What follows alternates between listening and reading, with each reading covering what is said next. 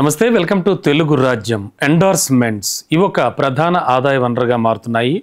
హీరోలకు కావచ్చు, స్టార్ హీరోయిన్లకు కావచ్చు, అప్పుడప్పుడు క్యారెక్టర్ ఆర్టిస్టులు కావచ్చు, ఇలా సెలబ్రిటీలు అందరూ కూడా క్రికెటర్స్ నుంచి మొదలు పెడితే సినీ స్టార్స్ అంతా, సెలబ్రిటీస్ అంతా కూడా ఈ ఎండార్స్మెంట్కి సంబంధించి చాలా ఎక్కువగా వాళ్ళు రెమ్యునరేషన్ తీసుకుంటూ ఉంటారు. అయితే ఇవే ఎండార్స్మెంట్లు వాళ్ళకి చాలాసార్లు తలనొప్పులు కూడా తెచ్చిపెడుతూ ఉంటాయి. చిన్న చిన్న యూట్యూబర్స్ దగ్గర నుంచి, చిన్న చిన్న ఇన్ఫ్లుయెన్సర్ల దగ్గర నుంచి మొదలు పెడితే పెద్ద పెద్ద హీరోల వరకు కూడా ఈ ఎండార్స్మెంట్స్ వల్ల పడిన ఇబ్బందులు చాలా చూస్తూ ఉన్నాం. రీసెంట్గా స్టార్ హీరోయిన్లు, సీనియర్ స్టార్ హీరోయిన్లుగా ఉన్నటువంటి తమన్నా అండ్ కాజల్ ఒక క్రిప్టో కరెన్సీకి సంబంధించిన యాడ్లో వాళ్ళు కనిపించారు. వాళ్ళ ఈవెంట్స్లో పాల్గొన్నారు. దీనికి సంబంధించి ఆ కంపెనీ చాలామందిని నిండా ముంచేసిందని పాండిచేరికి సంబంధించినటువంటి పోలీసులు కూడా వాళ్ళకి నోటీసులు ఇచ్చారు. అండ్ వీళ్ళిద్దరూ ప్రస్తుతానికి ఆ పోలీసుల విచారణ ఎదుర్కోవాల్సి వస్తుంది. అసలు ఈ హీరోస్ కానీ, హీరోయిన్స్ కానీ, సెలబ్రిటీస్ కానీ ఇలా ఒక ఎండార్స్మెంట్, ఒక యాడ్లో నటించినందుకు వాళ్ళని ఎంతవరకు బాధ్యులను చేయాలి, వాళ్ళు ఎంతవరకు దానికి సంబంధించి కీలకమైన వ్యక్తులు అవుతారు, ఇవన్నీ కూడా మనం మాట్లాడతాం. మనతో పాటు మనకి ఈ విషయాలన్నిటికీ సంబంధించి విశ్లేషణ అందించడానికి దాసరి విజ్ఞాన్ గారు, సీనియర్ సినీ క్రిటిక్, మనతో పాటు ఉన్నారు. ఆయనతో మాట్లాడదాం. సార్ నమస్తే. నమస్తే సార్, ఎండార్స్మెంట్లు అంటే ఇప్పుడు ఎండార్స్మెంట్స్ అనేవి చాలా ప్రధాన ఆదాయం అయిపోయింది. ఆల్మోస్ట్ ఆల్ ఒక చిన్న హిట్ కొట్టిన హీరోకి కూడా చాలా చాలా ఎండార్స్మెంట్లు వచ్చేస్తున్నాయి. హీరోయిన్స్ అయితే చెప్పక్కర్లేదు. జస్ట్ ఒక షాప్ ఓపెన్ చేస్తేనే లక్షలు డిమాండ్ చేస్తున్నారు. ఆఫ్ కోర్స్ సెలబ్రిటీస్ వాళ్ళు కూడా కోరుకుంటారు కాబట్టి.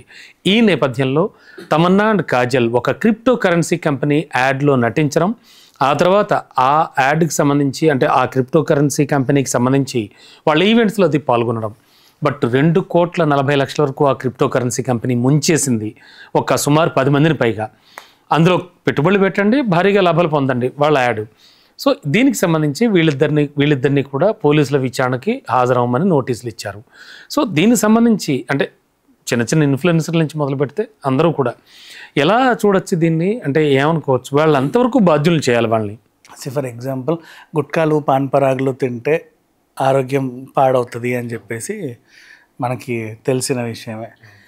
కాకపోతే పాన్ మసాలాని అడ్వర్టైజ్ చేసేవన్నీ పెద్ద పెద్ద స్టార్సే. విమల్ పలుకులలో కేసరి అని మొత్తం బాలీవుడ్ అందరూ ఉంటారు. అమితాబ్ బచ్చన్ ప్రతి మెట్రో పిల్లర్ దగ్గర. ఆ మెట్రో పిల్లర్స్కి ఏమో మన మహేష్ బాబు, రజనీగంధ, ఇంకా ఒక్కొక్కటి పాన్ బహార్ అని ఇవన్నీ తెలిసిందే. ఇప్పుడు దానివల్ల క్యాన్సర్ వస్తుంది అంటే ఆ క్యాన్సర్కి కారకం మహేష్ బాబు కాదు, షారూఖ్ ఖాన్ కాదు, అజయ్ దేవగన్ కాదు. They are just promoters. ఎందుకు వీళ్ళే ప్రమోట్ చేయాలి అంటే, ఎవరైనా సరే తెర మీద కనబడాలన్న ఉత్సాహికులు ఎవరైతే ఉంటారో ఫస్ట్ ఫోటోలు పట్టుకొని 4 ఆఫీసర్ చుట్టూ తిరుగుతారు, చిన్న మోడలింగ్ చేస్తారు, అలా పెద్ద పెద్ద స్టార్లు అవుతారు. వాళ్ళ డ్యూటీయే టు రిప్రజెంట్ సమ్వన్. అలా హోర్డింగ్ల మీదో లేకపోతే టీవీలలో కనబడాలి. అవునండి, వాళ్ళు వచ్చేదే అందుకు, అంతే. వీళ్ళు కూడా వాళ్ళని పెట్టుకునేదే అందుకు. ఆ పలానా పిండి ఇట్లా ప్యాకెట్ పట్టుకొని ఒక అందమైన అమ్మాయి ఉంటే ఆ పిండి ఎక్కువ సేల్ అవుతుంది అన్న ఉద్దేశం వాళ్ళది. ఇప్పుడు 6 వారాలలో వికసించే వంటి ఛాయ 60 ఏళ్ళ నుంచి రాలా ఎవరికి, అవునా? 6 వారాల్లో వికసించే వంటి ఛాయ ఇప్పుడు కూడా వాడుతున్నామే. ఆడి పేరు కూడా మార్చేసాడు, అయినా వాడుతూనే క్లినిక్ ప్లస్కి సైఫ్ అలీ ఖాన్ ఇలా ఈ రోజు కూడా వాడుతున్నాం. ఇట్ హ్యాపెన్స్, అంతే. మనకి తెలుసు అది అవ్వదు అని. బట్ ఎప్పుడన్నా ఏదన్నా అయితే వీళ్ళందరినీ నిందితుల్ని చేస్తూ ఉంటాం. అండ్ మళ్ళీ అలాగే ఇంకేమున్నాయి, చాలా ఉన్నాయి. సరే పోనీ, ఇప్పుడు సినీ తారలు వాడే సబ్బు లక్స్. ఏ సినీ తార వాడదు, ఏనాటి లక్స్, ఎగ్జాక్ట్లీ అది అందరికీ తెలుసు. కానీ కొంటాం. నీకు స్కిన్ ఎలర్జీ వస్తే మాత్రం దానికి కారణం లక్స్, దానికి కారణం కరీనా కపూర్ అంటావు. ఎందుకంటే ఆమె చూపించినందుకే నేను వాడాను, లేకపోతే అసలు వాడేవానే కాదు. ఇప్పుడు ఇదంతా బెట్టింగ్ యాప్స్ అని అంతే. వాడు చెప్పడం వల్లే నువ్వు బెట్టింగ్ ఆడట్లా, నీకు బెట్టింగ్ ఆడాలని ఉంది కాబట్టి ఆడుతున్నావు. ఘడి డిటర్జెంట్ పౌడర్, ఎగ్జాక్ట్లీ అంతే చెప్తున్నా. చాలా ఉన్నాయి. And next loan apps, what ever. వాడు లోన్ తీసుకోమన్నందుకు నువ్వు తీసుకోవాలా, నీ అవసరానికి నువ్వు తీసుకుంటావు. నీ కకృతికి నువ్వు బెట్టింగ్ యాప్లో డబ్బులు పెట్టావు, అదే కకృతికి క్రిప్టో కరెన్సీలోనూ డబ్బులు పెట్టావు. అన్నట్టు బెట్టింగ్ యాప్ అంటే గుర్తొచ్చింది, జస్ట్ ఇన్ఫ్లుయెన్సర్ యూట్యూబర్ నాని అని అతను కూడా దానికి సంబంధించి అరెస్ట్ చేశారు కూడా. అసలు ఆ అబ్బాయి తప్పేమీ లేదు. నేనైతే అతన్నే సమర్థిస్తా 100%. ఎవరు ఏమనుకున్నా, నాట్ ఓన్లీ అతన్ని ఎండార్స్మెంట్ చేసి ఎవరైనా సరే, whoever it is, they are just promoters. వాళ్ళు ఇన్ఫ్లుయెన్సర్స్ కాబట్టి వాళ్ళు చెప్తే 4 వస్తారు కాబట్టి వీళ్ళు వాళ్ళని పెట్టుకుంటారు. వీళ్ళు చెప్పడం వల్లే నేను వచ్చాను అని వచ్చేవాడు ఉంటాడు చూసారా, వాడిని పట్టుకోవాలి ఫస్ట్. వాడు ఎలాగైనా వస్తాడు. ఇక్కడ ఈ తలకాయ లేకపోతే ఇప్పుడు ఇదే సబ్బుని, ఇప్పుడు అదే థమ్స్అప్ని ఫర్ ఎగ్జాంపుల్ చిరంజీవి యాడ్ చేసినా వాడు తాగుతాడు, విజయ్ దేవరకొండ చేసినా తాగుతాడు, అల్లు అర్జున్ చేసినా తాగుతాడు. అరే చిరంజీవికి అల్లు అర్జున్ ఫ్యామిలీకి పడట్లేదంటాను, వీడు థమ్స్అప్ మాండే. ఎవడు చెప్పినా వీడు తాగుతాడు. అదే థమ్స్అప్లో ఏ ఈగో బొద్దింకో వస్తే మాత్రం అప్పుడు అల్లు అర్జున్నో లేకపోతే విజయ్ దేవరకొండో చిరంజీవినో బాజున్ చేస్తారు. ఇట్ హ్యాపెన్స్ ప్రతి చోట ఉండేదే. ఇప్పుడు కూడా నీకు ఇంకోటి బంగారం షాప్కి వెళ్తే ఈరోజు లక్షలేందో ఉంగరం రావట్లేదండి. మినిమం చిన్న చితక అంటే ఏ ముక్క పుడకలు లాంటివో అట్లాంటి ఇట్లాంటివి పెట్టుకుంటే ఓ 10,000 ఎంతో. కానీ బంగారంలో ఇన్వెస్ట్ చేయొచ్చు, ఎంతైనా ఇన్వెస్ట్ చేయొచ్చు. కానీ బంగారం నీ చేతిలో ఉండదు, ఆన్లైన్లో ఉంటుంది. అవును, ఆన్లైన్లో ఉంటుంది. 3,000 ఇన్వెస్ట్ చేయొచ్చు, 5,000 ఇన్వెస్ట్ చేయొచ్చు. Sovereign bonds and all. బంగారం రేటు పెరిగితే నీకు ఇక్కడ చూపిస్తారు భలే పెరిగిందే ఈరోజు అని. నీ చేతిలో బంగారం ఉండదు, ఫిజికల్ గోల్డ్ ఉండదు. నెక్స్ట్ ఇప్పుడు క్రిప్టో కరెన్సీ కూడా అంతే. It's just digital money. నీ చేతిలో ఉండదు, వాడు చూపిస్తాడు గోల్డ్ కాయిన్ లాగా సంథింగ్, మన 10 రూపీస్ కాయిన్స్ లాగా బాగా మెరుస్తూ ఇంకా అసలు అది ఒక రకంగా ఉంటాయి, ఆసక్తి కలుపుతూ. ఒరిజినల్ మన 10 రూపాయల కాయిన్లో ఎవడిచ్చినా తీసుకోవట్లా. దాన్ని పోలి ఆన్లైన్లో రకరకాల బొమ్మలు వేస్తే మాత్రం ఎగబడి కొనేస్తున్నారు. ఇప్పుడు ప్రాబ్లం అదే. వీళ్ళిద్దరికి నోటీసులు ఇవ్వడానికి కారణం కూడా క్రిప్టో కరెన్సీలో మీరు ఆ యాడ్లో నటించినందుకు, ఆ వాళ్ళతో పాటు అఫ్ కోర్స్ అంత మాట అనొచ్చు అనకూడదు, అంటకాగి వాళ్ళతో పాటు ఈవెంట్స్లో పాల్గొన్నందుకు. ఈవెంట్స్ ఇన్ సెన్స్ నేను అదే చెప్తా. ఇప్పుడు ఫర్ ఎగ్జాంపుల్ నా బట్టల దుకాణానికి బ్రాండ్ అంబాసిడర్ మీరు. ఈ సంవత్సరం పొడవునా నా బట్టల దుకాణం నేను ఎక్కడ బ్రాంచ్ ఓపెన్ చేసినా నిన్ను పిలుస్తా, బికాజ్ నువ్వు నా కాంట్రాక్ట్లో ఉన్నావు భాగం కాబట్టి. వస్తాను. నా బట్టల దుకాణం తరఫున ఎక్కడ నేను హోలీ ఈవెంట్ చేసినా ఇంకేమైనా చేసినా నువ్వు రావాల్సిందే. ఇంకెక్కడన్నా దాండియా ఈవెంట్లో నా బట్టల దుకాణానికి ఒక స్టాల్ పెట్టినా సరే మా తరఫున ఈ సెలబ్రిటీ వస్తుంది అనుకుంటే నేను అక్కడ మాట ఇవ్వాలి, నువ్వు కూడా రావాలి. అవును, ఖచ్చితంగా కాంట్రాక్ట్లో భాగం అది. సో వీళ్ళకి కూడా కొన్ని కోట్లు ఎందుకు ఇస్తారు అంటే ఇట్లా పట్టుకొని దిగడానికే కాదు, గ్రీన్ మ్యాట్లో అప్పుడప్పుడు కత్తిరింపులకి రావాలి, వీళ్ళు ఈవెంట్లు చేసి ఇట్లా కాయిన్స్ తీసేటప్పుడు లక్కీ డిప్ తీయడానికి రావాలి, ఇవన్నిటికీ వాళ్ళు రావాలి.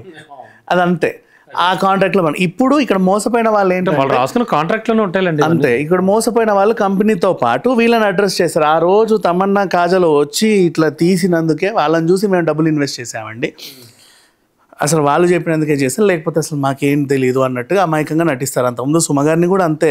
ఆ రియల్ ఎస్టేట్ ఏదో ఎత్తేస్తే సుమగారిని ఈవిడ కొనమన్నందుకే అక్కడ ఫ్లాట్ కొన్నాడు. సుమంటారు మహేష్ బాబు అండి, Mahesh Babu real estate AP అది పెద్ద ఇష్యూ అయిపోయింది అప్పట్లో.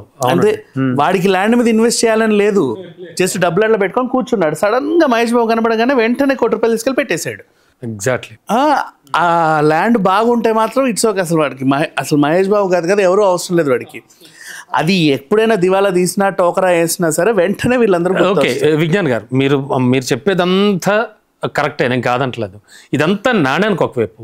ఒక్కసారి నైతికంగా ఆలోచిస్తే వీళ్ళకి కూడా మోరల్ వాల్యూస్ అవి ఉంటాయి కదా. ఇప్పుడు ఒక కంపెనీ, నేను అనేది నాగార్జున్ని గడి డిటర్జెంట్ పౌడర్తో ఉతుక్కోమని చెప్పట్లేదు బట్టలు నేను, బట్ ఒక కూల్ డ్రింకో లేకపోతే మరొక చాక్లెటు అట్లీస్ట్ వాళ్ళు టేస్ట్ చూసి ఆ కంపెనీ బ్యాక్గ్రౌండ్ ఏంటి చెక్ చేసి, వాళ్ళ మేనేజర్స్ కావచ్చు ఎవరైనా అసలు ఏంటి ఏం జరుగుతుంది అనేది ఏమైనా చూసి కొంచెం అవును వెళ్ళొచ్చు. సే గోద్రేజ్ ఎప్పటి నుంచో ఉన్న కంపెనీ, అథెంటిక్ కంపెనీ, ఇలా కొన్ని ఏమైనా వీళ్ళు పెట్టుకుంటే బెటర్ ఏమో. అసలు అలా 100% అది ఎట్లా అంటే సొంతగా వాళ్ళు డేట్లు చూసుకునే వాళ్ళకి ఇది వర్తిస్తుంది. బట్ ఇక్కడ వీళ్ళు ఏంటంటే వీళ్ళకి మధ్యలో మధ్యవర్తులు ఉంటారు, మేనేజర్లు వీళ్ళ డేట్ చూసారు. ఈ రోజు ఏంటయ్యా అంటే సార్ 24వ తారీఖు షాప్ ఓపెనింగ్, 13వ తారీఖు అక్కడికి వెళ్ళాలి, అవును 12వ తారీఖు ఎవరికి అవార్డులు ఇవ్వాలి, అంతే.